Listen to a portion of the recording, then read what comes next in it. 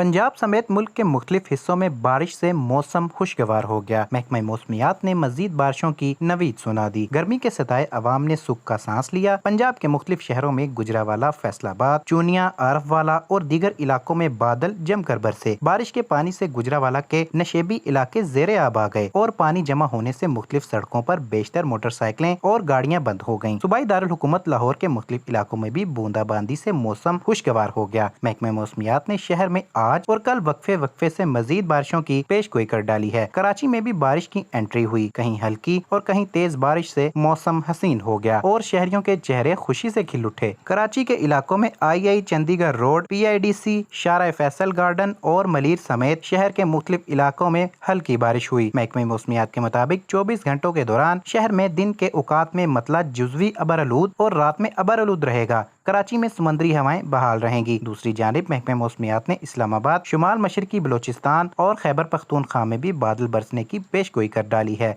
Report Arshad bag, Sahara news.